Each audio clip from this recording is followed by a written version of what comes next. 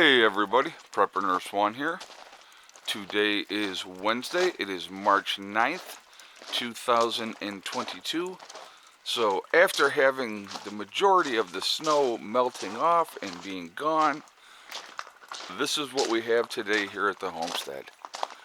Now I do hate to admit this, but I will admit it. It is very pretty. I do hate to admit that. It's really pretty. But we got a nice little steady snow going here, and obviously you can see we do have snow all over the place again. Caesar, we're making a video. This is kids friendly. Hella is in heat, and Caesar's fixed, so that doesn't make any difference. Oh my goodness. But all right, before we get into this video, I just want to remind everybody I will be live streaming tonight, and that will be at 8 p.m. Eastern time. We're going to be discussing a bunch of different things. Now, I got to show you something here, guys. I have some very sad news to report. Very sad news to report. I don't know if you can see through the snow, but who is standing outside by themselves this time now? That is Goliath out there. We have had a changing of the guard. Goliath, unfortunately, is no longer the top dog. It is Foghorn Leghorn's turn to be the king strutter here at the homestead. I kind of saw it happen yesterday, so that where all those times where we guys on video have seen Goliath chasing Foghorn Leghorn around, and now, unfortunately, you see Goliath sitting outside and Foghorn Leghorn is inside. I had opened that up this morning because we didn't have snow this morning. Yeah, Goliath is no longer the top guy here at the homestead. Foghorn Leghorn is taking that role over. That comes with age, unfortunately, for him. So he's getting older, and so the young buck is now the top dog. So unfortunately, it happens, yeah, it was kind of hard to see that today. I was watching Foghorn Leghorn chasing Goliath around. So, you know, all these years that we've had the chickens and Goliath has been the top guy, and he's chased Foghorn Leghorn around all this time, and now it's switched up, unfortunately. But that happens. It's time. You know, that happens. So anyway, so yeah, this is what we're dealing with today. Now the next 2 days are going to be in the 40s, and then they're talking about another winter storm coming in on Saturday. So, you know, when I hear all of you guys telling me how you're planting and you're getting your gardens in and you're doing all these things yet, yeah, this is what I got to deal with up here in New York. That's one of the reasons why this is my last winter in New York. I have had enough. I don't want to do it anymore.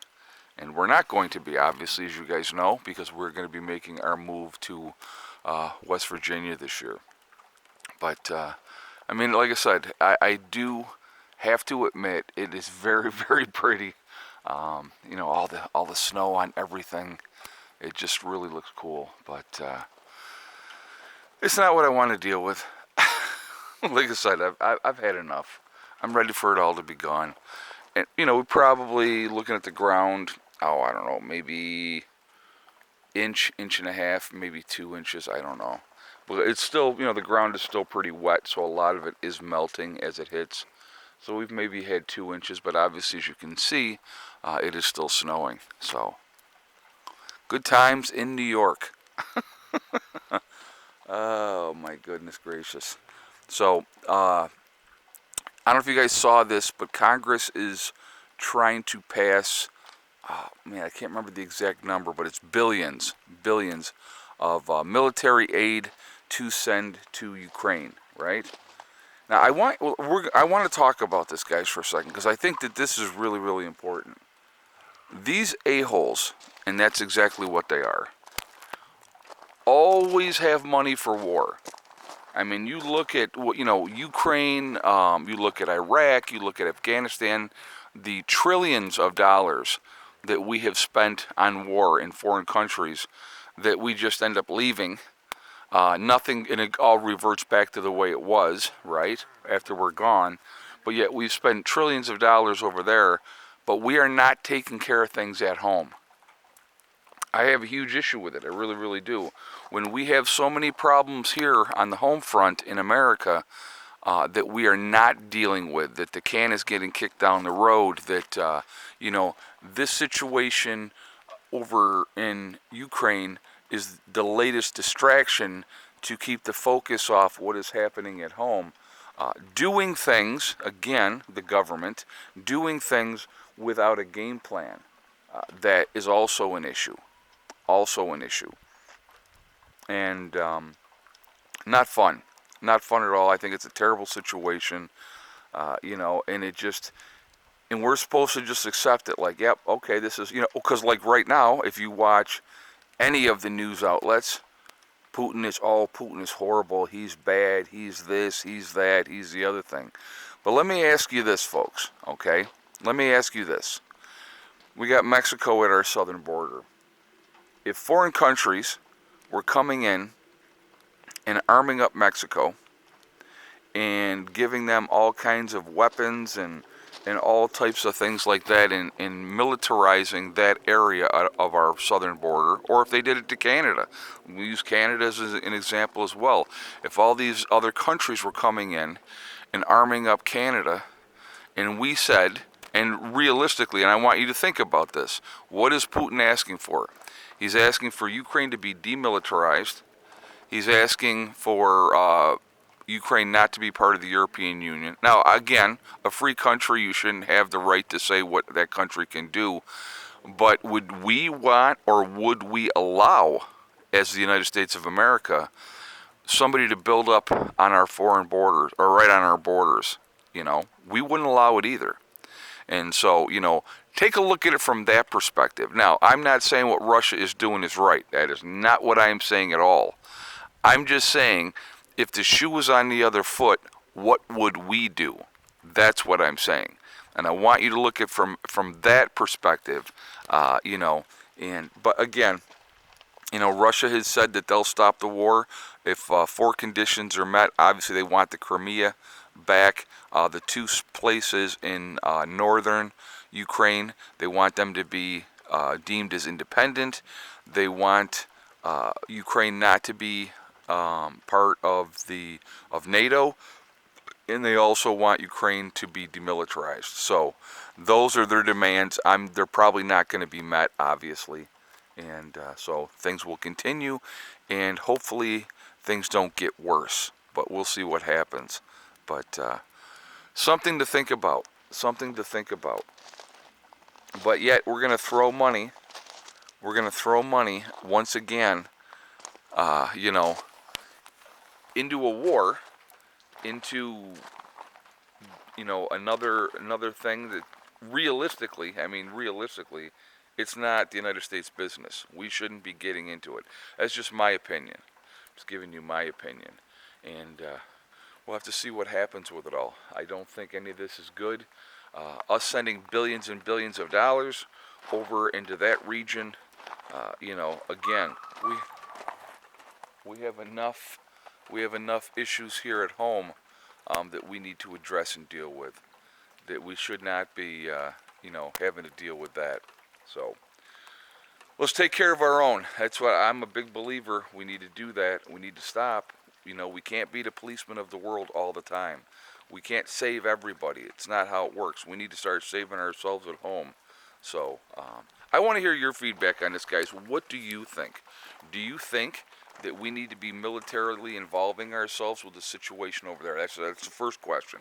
The second question I have would be, should we be taking that money that we're putting over there into war and use it to help our own country with all of the issues that we have here?